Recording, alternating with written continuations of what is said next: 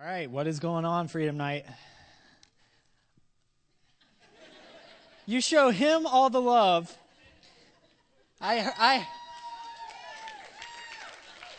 Look, I heard how rowdy you were. I was behind a curtain. I could hear you.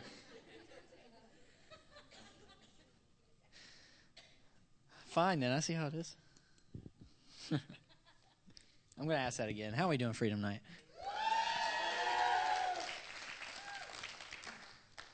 All right. That was better. I appreciate it. I know that Jake already mentioned this, but I want to take the time as well to thank those of you that are watching online. I appreciate you guys tuning in this evening from the King County Detention Center as well as from Drogi as well. I'm going to jump into this message rather quickly because it's going to be a little lengthy and I don't want to take up any of the time for the meetings. So I'm just going to jump right in. You guys cool with that? Cool with it? All right, here we go. First off, I want to ask you if you're okay with me telling you a few stories from my younger childhood that I think you guys are probably going to find quite humorous. So I'm going to tell you them anyway. So, but when I was younger, I was always a kid that pushed the limits. Nothing was off limits and nothing was unattainable. Sometimes this spirit would get me into trouble, however. Even when I was too young to have the memory of things, I was always testing boundaries. How many of you guys grew up in a household where your parents were not afraid to bust your behind when you did something wrong? All right, that's what I like to see. All right, I'm not the only one. Good. You see, I grew up in the country, okay? And when you grow up in the country, things are a little bit different. You don't get away with quite as much. I didn't get away with anything. And I grew up in a household that firmly believed in the corrective power of the switch. Who knows what that is? Can I get another raise of hands? Yep, that's right. I always thought that was a funny thing. Basically, whenever you would do something bad, you had to go out and find your own switch off of the tree. And then that switch was used to bust your behind.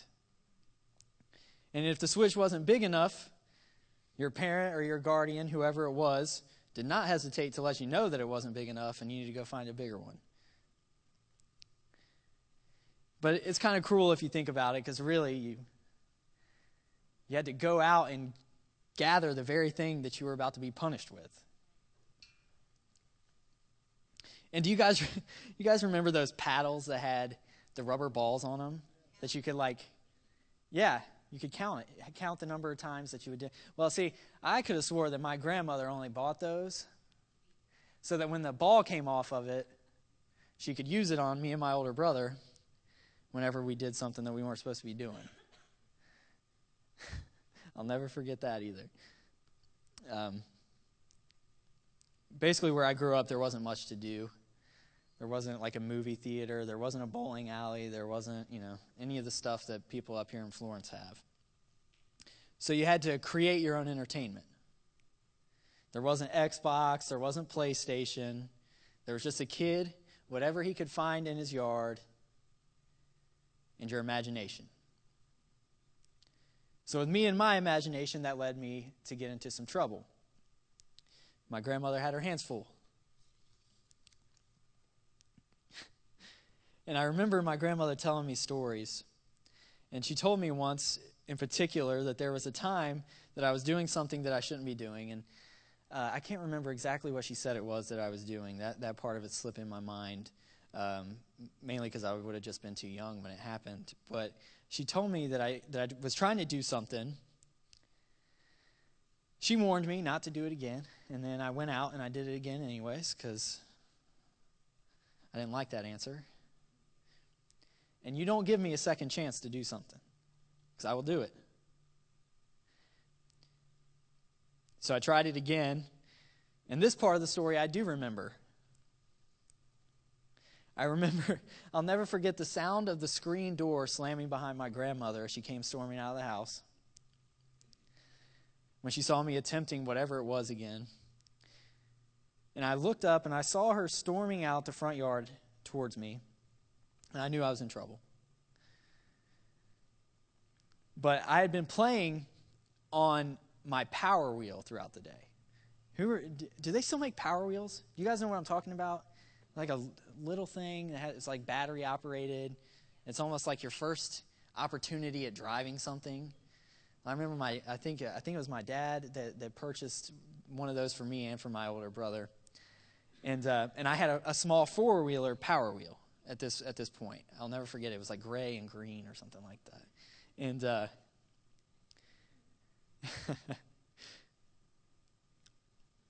I thought I was so smug because my grandma was coming out. She was storming out down the yard towards me. But I had been playing on my Power Wheel all day, so it was sitting in the front yard. So I thought I had a getaway vehicle. And I was just going to jump on this thing, and I was going to take off, and she wasn't going to catch me. But there were two things that I did not take into consideration. The first thing that I didn't take into consideration was how slow a Power Wheel is. When I jumped on it and I took off, I remember having the biggest smile on my face as I looked back at her and laughing the entire way as I was taking off. But it didn't take me long to realize that my grandmother could power walk faster than the Power Wheel would go. And I started to notice that she was gaining ground on me. And my super wise 7 or 8 year old mind had to come up with a backup plan. And at the time, my dad had this massive pickup truck. It was big, it was blue, I would assume it was lifted. My uncle's in attendance. I'm sure he could answer that question or answer that question, yeah. But just when my grandmother was within distance of grabbing me, I had this idea that I was just going to duck, and I was going to take the Power Wheel underneath my dad's truck. And that's what I did. And I thought that was the coolest thing that I had ever done in my life. I'd gotten away.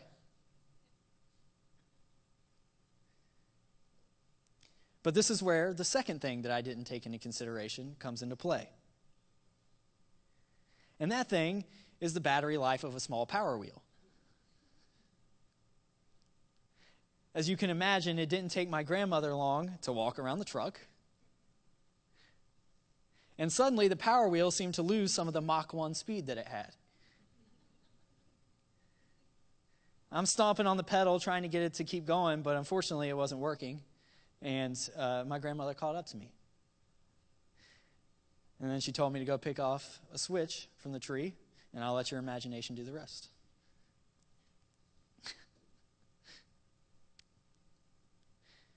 But this is a spirit that I didn't lose as I got older.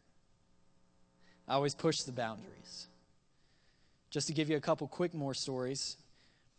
There was once that I had the bright idea to jump off my mom's back deck. So many times I ran the idea through my head of how cool it would be.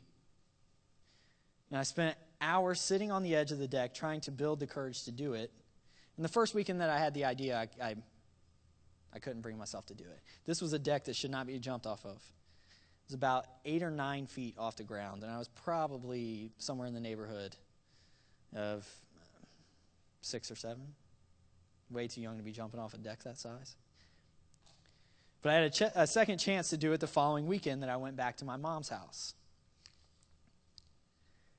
And you don't give me a second chance. So I sat out there for hours again contemplating doing it. And this wasn't a deck that you should be jumping off of, like I said. But I did it anyways. I jumped off, but the result wasn't as cool as I thought it was going to be. I remember the feeling of my legs buckling and feeling like I was collapsing like a pancake. It was just flat. I felt that for weeks after that. Another time, this guy that my mom was dating had a nephew that was a professional dirt bike racer, at least in this area. And he was so good at it, I remember sitting out for hours watching him do these jumps on this dirt bike and thinking about how cool it would be to do it too. So, of course, being as daring as I was, I just had to do it. And the first time I approached the hill that he was typically jumping off of, I got up to it and I chickened out at the last minute. Don't give me a second chance. And the second time, I gathered the courage to do it. But wouldn't you know that this didn't turn out as I had planned either. As I caught air, I slipped off the back of the dirt bike. But even midair, I had a second chance to pull off something really cool. I don't know if I thought that I was a professional too or what, but midair, I thought I was going to be cool enough to pull off a feat that even most of the skilled dirt bike racers that you see on television couldn't pull off. And it's called the Superman. And it's where you grab the back of the dirt bike and pull yourself back onto the seat of the bike. I'd slipped off the back of it, but I was going to do it. That didn't turn out like I planned either. Imagine that. It was a much failed attempt, and instead I went down with the bike, and I did what is referred to as a scorpion. Any of you guys watch Ridiculousness? You know what I'm talking about. It's basically where when you collide with the ground, the impact causes your feet to curl up and tickle the back of your neck like the tail of a scorpion. And I think we've actually got a video to kind of demonstrate what this looks like. Go. Go.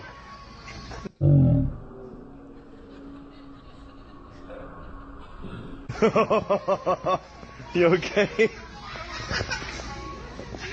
You're so silly. As you can imagine, mine didn't look quite as cute or as graceful.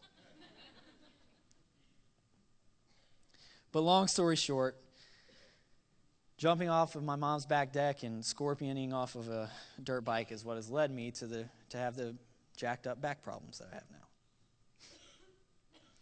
Now you might be asking yourself, I thought this was supposed to be a message of hope and overcoming difficulties. And all this guy's talking about the times that he failed at stuff. Well, that's true. But that's also the point of my message this evening. The power of a second chance. More importantly, the power of a God that grants second chances. The title of my message tonight is Don't Give Me a Second Chance. Turn to your neighbor. I know some of you guys don't like to talk to each other, but turn to your neighbor and tell them, don't give me a second chance.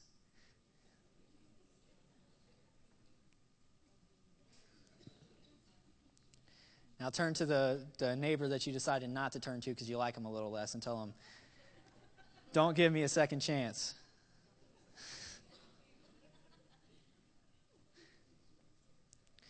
If you read through the Bible, you will find many stories of people who were given a second chance. The one that I want to talk about tonight is the story of David. Now, most people's perception of David is one of success. This is a guy that received God's anointing at a very young age. If you've heard the story, you'll know that David was the youngest of his brothers and was seemingly the last person to be fit to be a king. But God still chose him because of his spirit and his willingness to always put God first in his life. Even when he was just a lowly shepherd, he didn't take it for granted, and he praised God at any opportunity that he had. This is why God chose him. This is why God granted David the strength to defeat Goliath, which is the story of David that most of us are familiar with. But there is a story of David later in his life that isn't quite as popular. So I'm going to read from 2 Samuel chapter 11, and we'll start with verse 2. And it says, one evening, David got up from his bed and walked around on the roof of the palace. From the roof, he saw a young woman bathing. The woman was very beautiful, and David sent someone to find out about her. The man said, she is Bathsheba, the daughter of Eliam and wife of Uriah the Hittite. Now, typically, this is where someone would stop their pursuit. Similar to the stories that I shared of myself, things didn't work out the way he had planned at first. But wouldn't you know that did not let it stop him? He wasn't going to stop. He kept pursuing. And we're going to keep reading. Then David sent messengers to get her. She came to him, and he slept with her. Then she came back home. The woman conceived and sent word to David, saying, I am pregnant. Talk about things not working out the way that you had planned, huh? Didn't quite go the way that you thought it was going to go. So in a panic, David tries to cover up his tracks. And if you keep reading, you'll find that David sent for Uriah, who was at war at the time.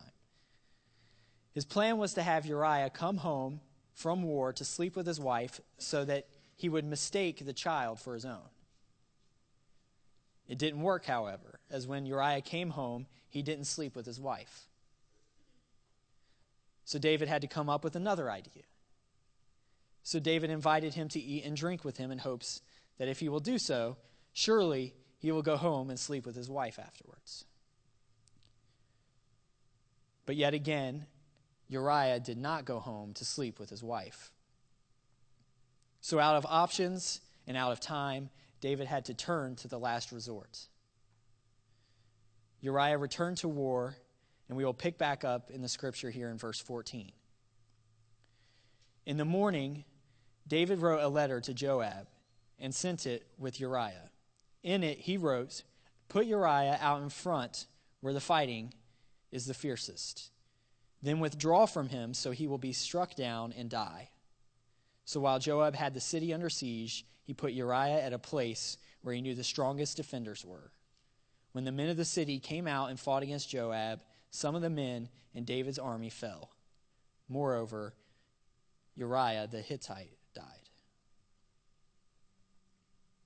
Now you have to be at a pretty low place in your life to resort to this type of action. But that's just where David was. Now we'll continue again in verse 26. When Uriah's wife heard that her husband was dead, she mourned for him. After the time of mourning was over, David had her brought to his house, and she became his wife and bore him a son. But the thing that David had done displeased the Lord. The things that David did should have been punishable by the following. 1, he would have lost his crown. 2, he would have had to have paid retribution to Uriah's family. And 3, it would have meant death to not only him, but to Bathsheba as well. But David, recognizing his mistakes and repenting, called out to God by acknowledging his sins and regretting his actions. He mourned deeply when the baby was born sick, and he asked God to spare the child's life. But the child died. It was after this horrible tragedy that we see the grace of God at play. The God of second chances does what he is so good at, granting another chance at life. Even after all the horrible things that David had done, God allowed David a chance at redemption with his new wife, Bathsheba. And we'll pick back up in chapter 12, verse 24. Then David comforted his wife Bathsheba, and went in to her and lay with her. And she gave birth to a son, and he named him Solomon. David was allowed to take her as a wife, this time before the Lord. The very woman that he committed adultery with, the Lord granted him a second chance. How many of you are thankful for a God that grants second chances?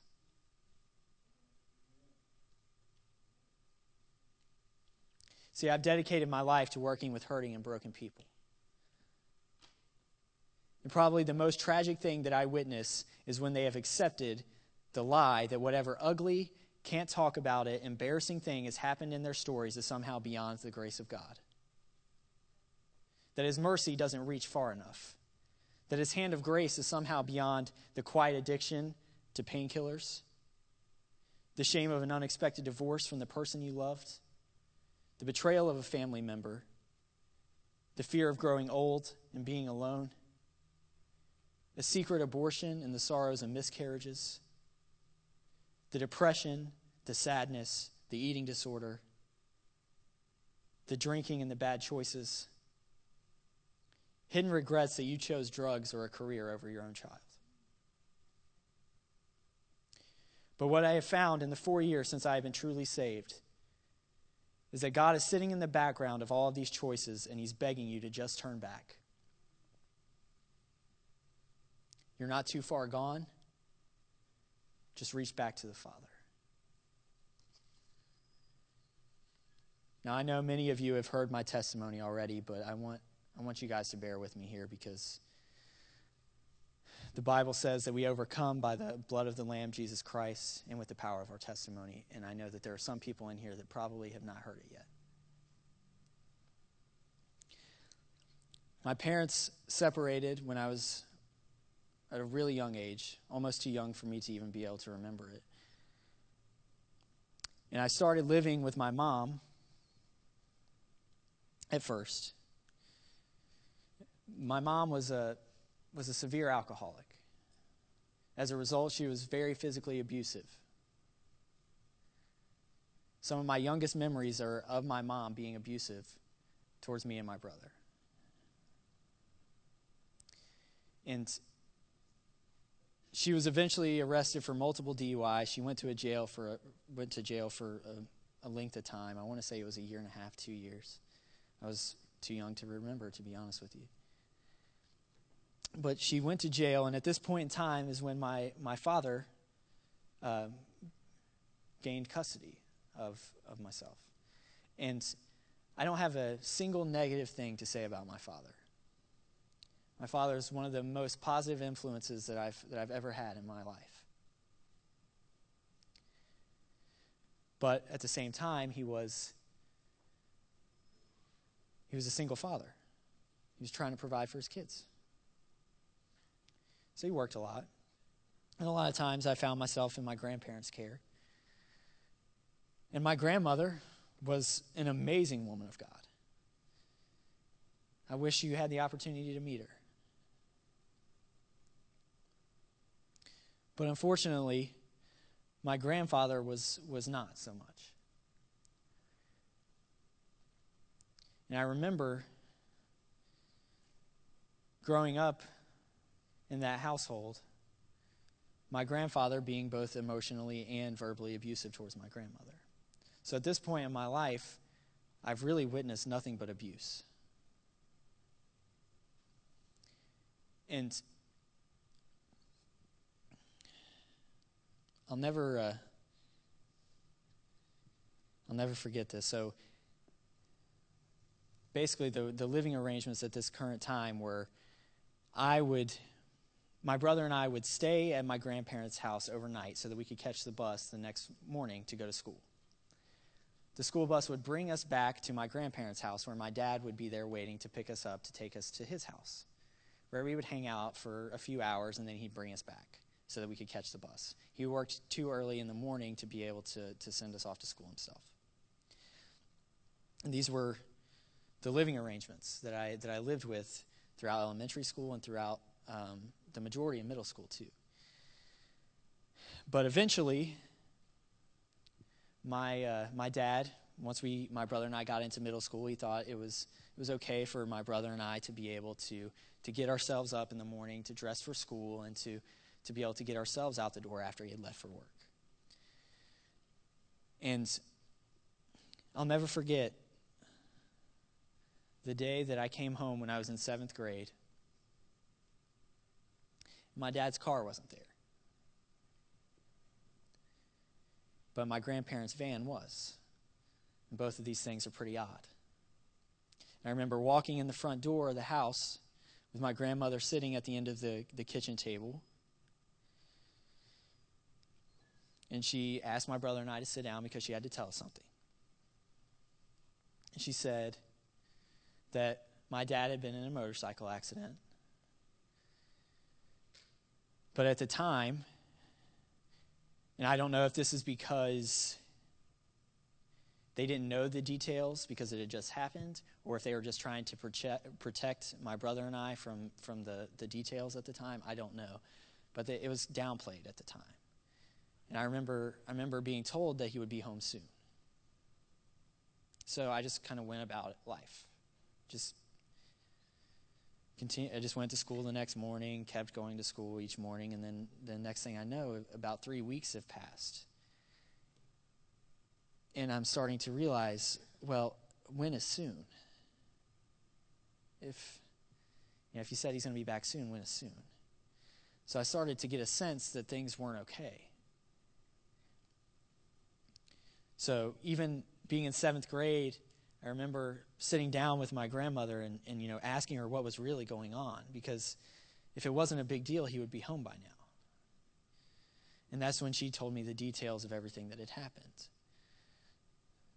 The morning that it happened, my dad had collided with another vehicle that had cut him off. He was riding his motorcycle without a helmet, and he collided directly with the Jeep. Came off the motorcycle and collided directly with the Jeep. And they basically told me that he had been in a coma for the entire time. And I know my uncle knows the specifics of this probably a little better than I do, but I was told that, basically somehow, some way I found out that my dad, there was a decent chance my dad wasn't going to make it. And being in 7th grade, what can you do when you find something out like that? There's nothing you can do. You're powerless, terrified.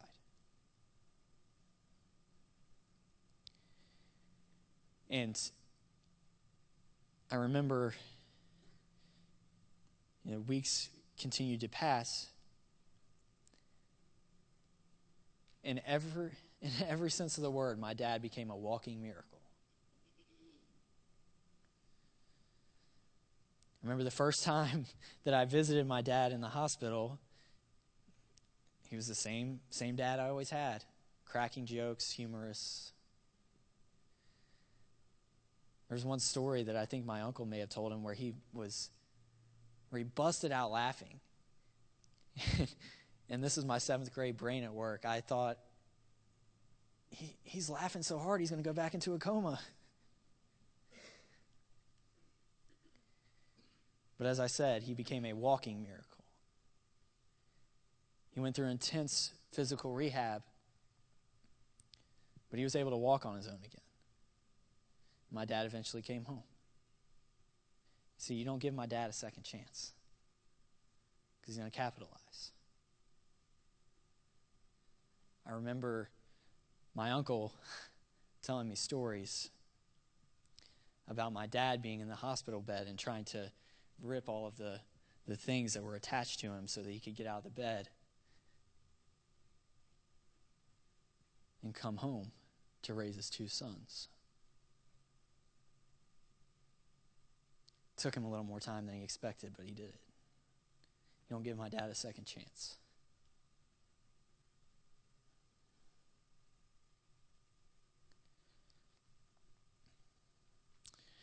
And after this happened, there's a part of the story that I skipped over a little bit. When I was a young kid, my grandmother had cancer. And by the grace of God, she overcame the cancer. She won the first battle. But the cancer came back.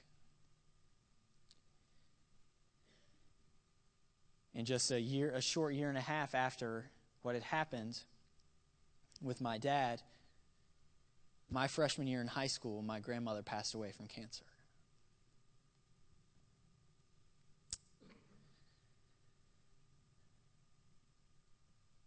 And And I did what most people, a lot of people, do in that situation when you're young and you have no idea how to cope with difficult things in your life. You don't know how to deal with significant loss. You hit the party scene. And that's what I did. Critical age to be a freshman in high school and have a significant loss. So if there was a high school party, I was at it. Every weekend I was drinking. Every weekend. And I lived that way all throughout high school and into the early years of college. My first attempt at college was a failure because I was only there for the party. That's the only reason I was there. And then at the critical age of 21, imagine that, I get a phone call from my brother's then fiance, now wife, letting me know that my mom had attempted suicide by driving her car down a set of railroad tracks and into an oncoming train.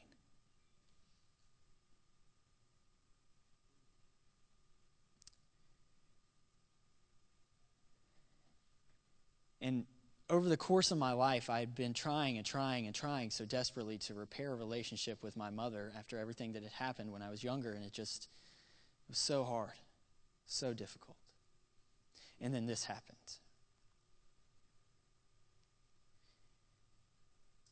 And I remember being so angry. I didn't say it to her directly, but I remember asking, why would you do something like this? After everything that we've already been through, why? Why would you do this?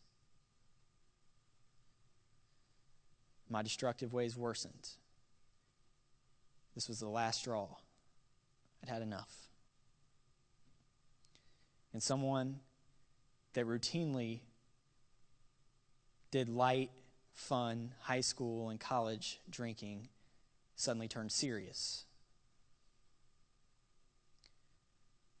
This was my schedule. I woke up. I went to work. I got off work at 5 o'clock. I was at a bar by 5:15. I didn't leave that bar until 11 o'clock or midnight. And then I would wake up and I would do it all again the next day.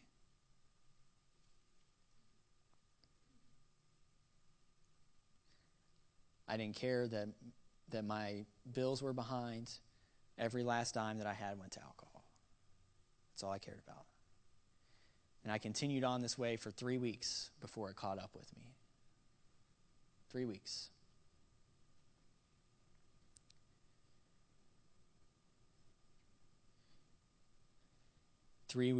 When one evening I was at a bar after drinking all night.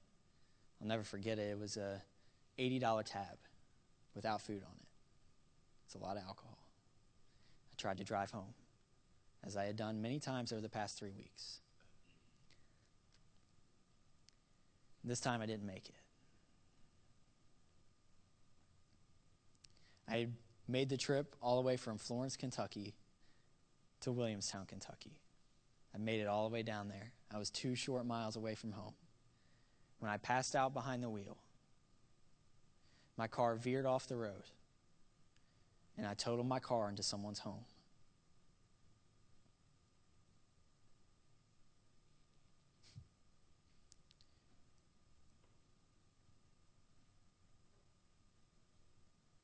A place that was supposed to be a place of protection for people, and here comes my car. And you know,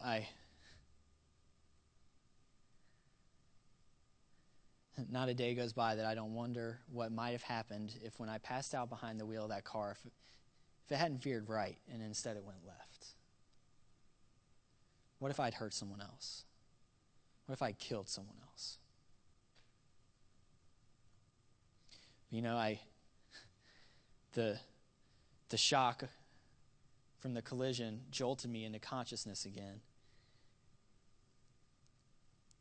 And I was able to step out of that car without a scratch to show for it. As just had glass in my hair and a seatbelt bruise. Now you tell me how someone that is completely inebriated remembers to put their seatbelt on.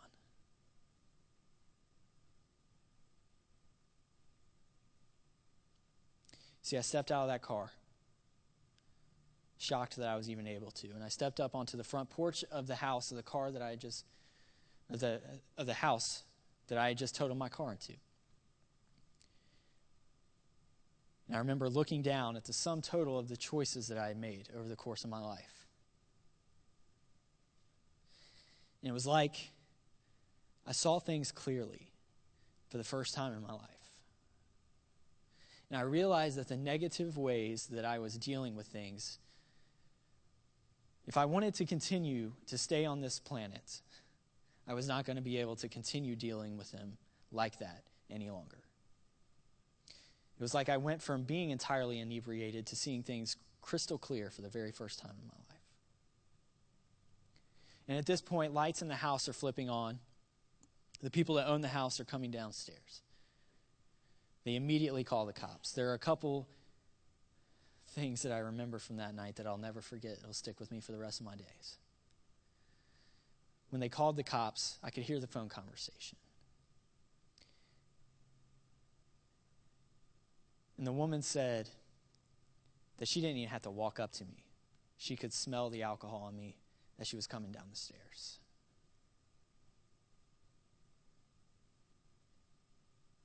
The cops show up.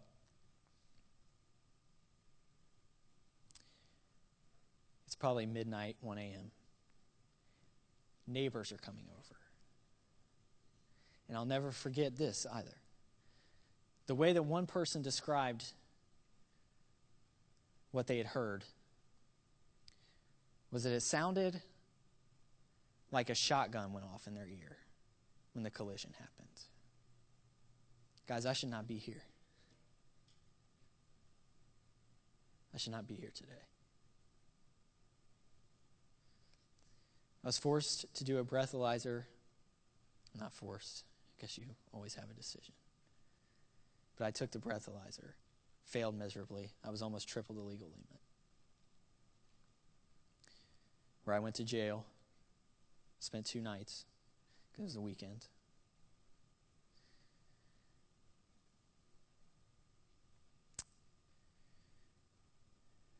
And at 21 years old,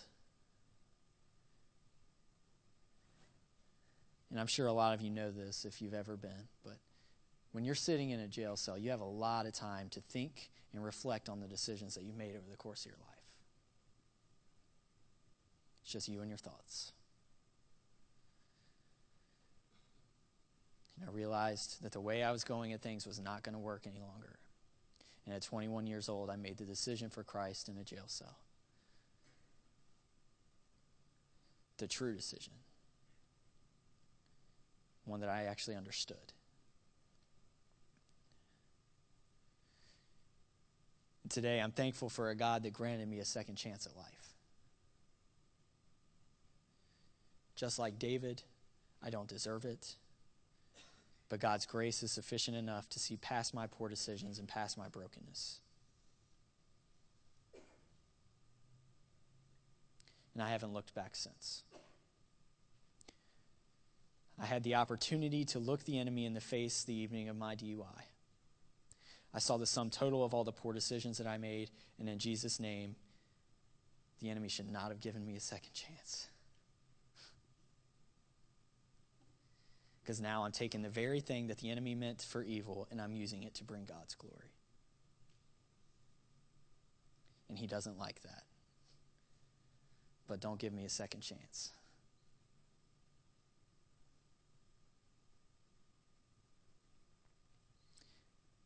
If you're afraid to sit in the heaviness of the deaths in your story, God is willing to go slow with you. He isn't expecting an immediate turnaround. But sooner or later, you must acknowledge the losses so that you can move on to the next steps of his resurrection process.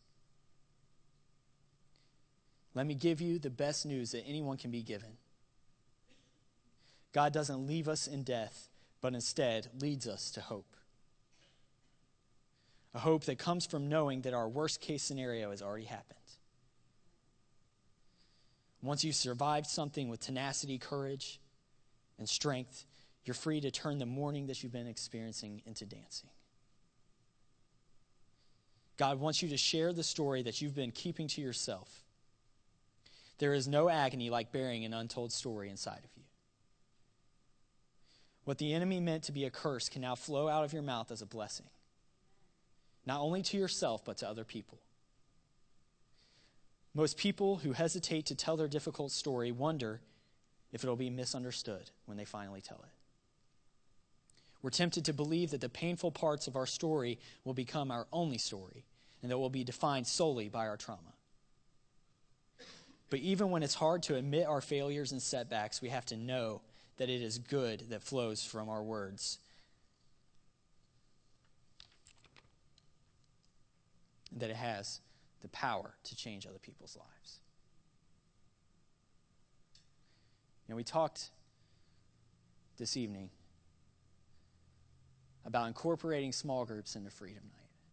And to me, that's the best decision we've ever made. Because it allows you to have a voice. It allows you to share your story.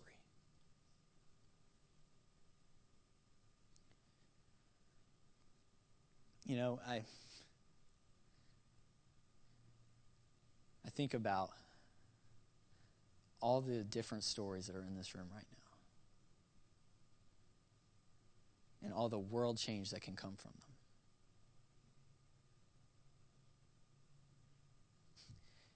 If you're one of those people that hesitates to tell your story, when we start small groups, my prayer is that you find the courage and the boldness to tell your story.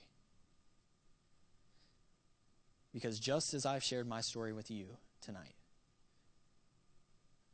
just as I've been able to share my story as a sign of hope, you have the power to do the same.